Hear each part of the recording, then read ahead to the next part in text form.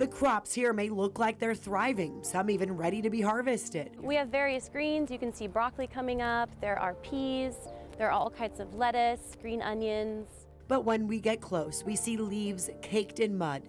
It's what's not visible that's most concerning. That's because all of this tainted by bacteria from recent floods. They'll have to get rid of all the plants, which unfortunately are so happy with all the water right now, but they can't be eaten. We're at the Tijuana River Valley Community Gardens and Farms. These images from near Hollister Street show row after row covered in 2 to 3 feet of water, described as a lake on January 22nd when the torrential rain tortured this land. The garden beds were completely lifted, floated. The entire garden is destroyed. All of this has to go. They're going to throw all this away and then till the land, and they have to wait for the sun to come out for several days to decontaminate the soil before they can even plant again.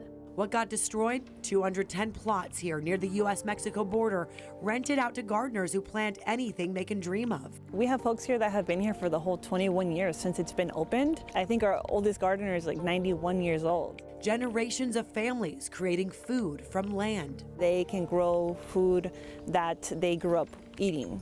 So that makes this place really special. Daniela Mejia brought her daughter here when she was just 3 months old. And this was the only area that was close to me where I could garden, where I could have a chunk of land for myself. And now more recently, as the community garden coordinator, Daniela's dealing with flooding on a scale she never used to see. We flooded 4 or 5 times in the past 3 or 4 years. In fact, in May of 2023, we went to Wild Willow Farms. Also, like the community garden, it's part of San Diego's Resource Conservation District. We spoke with the executive director, Ann Baldridge, about farmers needing to redo their entire year's worth of crops. And here we are again, having the same talk. The cost is obviously, financial, but it's also emotional.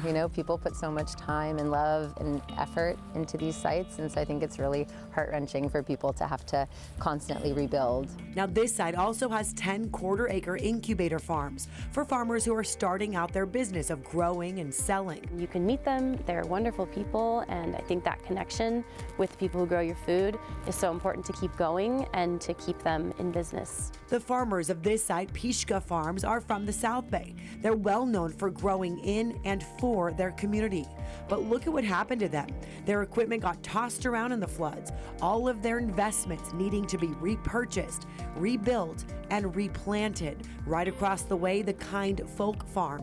They started out just a year ago. They're given an empty plot, and they do everything else. And now they'll have to do it all over again. A lot of hard work went into those. Now, because this is happening more often, some of those farmers are considering not using the Tijuana River Valley land anymore.